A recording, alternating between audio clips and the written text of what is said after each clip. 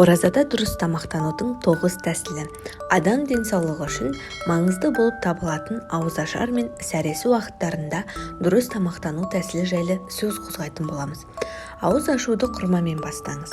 Рамазан айында ауызашарға немесе сәресіге ас дайындау кезінде ең алдымен жаңа піскен өнімдерді ғана пайдаланыңыз. Мәселен, жеміс-жидек, көкөніс таңдаған кезде осы нәрсені ескеріңіз. Құрма мен суды ауыз ашқанда пайдаланудың және бір пайдасы. Тағы тамақ жеуден алдын адамға өзінің ағзасында қосымша тамаққа деген сұраныстың бар не жоғын анықтауына мүмкіндік туады. Ислам әлемінде құрманың орны ерекше. Құран аяттарында құрма пальмасы бірнеше рет аталған, әрі 15 жерде құрманың Алла Тағала тарапынан адамзатқа берілген сый екендігі айтылады. Алла елшісі оған Алланың игілігі мен сәлемі болсын. Құрма мен сүтті адам үшін ең жақсы тағам деп санаған. Сондай-ақ дәрігерлер жүрек ауруларының емі ретінде құрманы көбірек пайдалануды кеңес береді. Екінші бір мән беретін дүние ол су. Ауыз ашқаннан соң суды көбірек ішіңіз. Алайда суды тамақтанып болған соң ішкен абзал.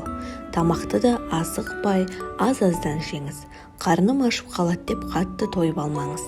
Сәресі уақытына дейін бірнеше стакан су ішуге тырысыңыз.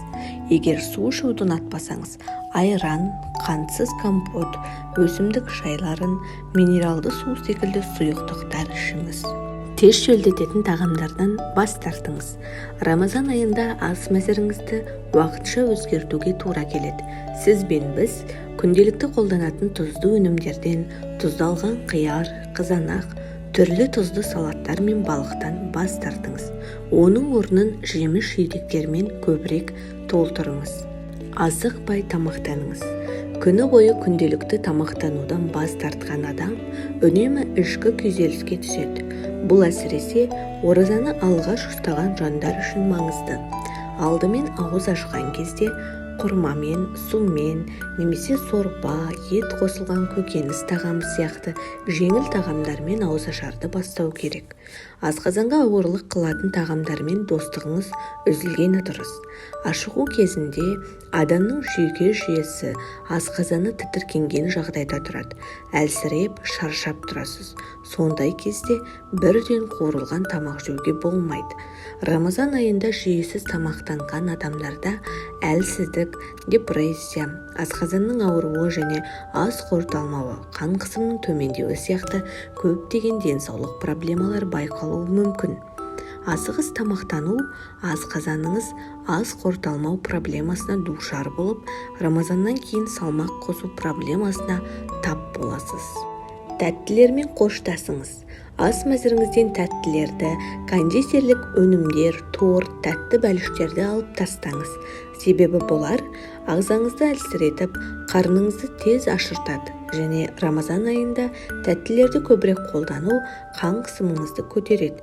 Тек ауыз ашардан кейін 2-3 сағаттан соң тәттілердің орнына құрма, кептірілген өрік, мейіз, жаңғақ қолданыңыз.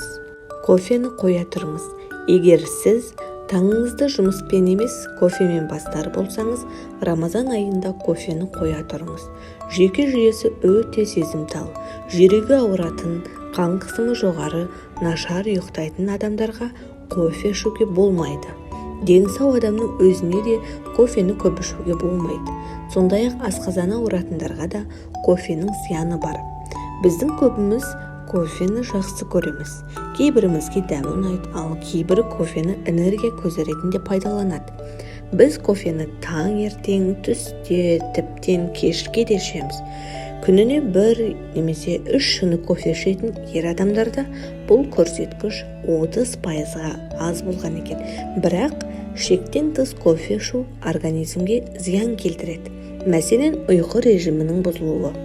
Кейбір витаминдердің, яғни атап өтетін болсақ, магний, мырыш, темір, олардың аз болуына әсері тиюі мүмкін. Қан қысымының жоғарылауы, тіс эмалінің өзгеруі, асқазан қыжылының пайда болу қауіпіне әсер етеді. Тамақтану тәртібіне мұқият болыңыз. Әдетте біз күніне 3 рет тамақтанамыз. Рамазан айында осы әдіспен жүріңіз. Ол үшін ауызашардың бірінші бөлігінде ыстық тағамдарды, екінші бөлігінде майсыз тағамдарды, ал сәресінде жеміс-жидектерді қолданыңыз. Бұл әдіс сіздің денсаулығыңыз үшін де өте маңызды. Пайдалы тағаммен тамақтаныңыз. Шайды көбірек ішетін болсаңыз, бұл айда жалбыз шайы мен көк шайды көбірек ішіңіз. Және сүт өнімдерін, сүт, айран, қатық, ірімшікті көбірек қолданыңыз. Сүт, айран, ірімшік, құрт секілді азықтар сапалы протеин, кальций, фосфор, мырыш секілді минералдармен және өзге де маңызды дәрумендермен өте бай. Алла елшісі оған Алланың игілігі мен сәлемі болсын. Таңғы аста құрма мен сүт ішуді өсиет еткен.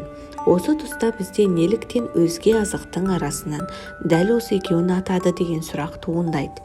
Әрине, Алла елшісінің оған Алланың игілігі мен сәлемі болсын. Өсиетінде игіліктен басқа нәрсе болмақ емес.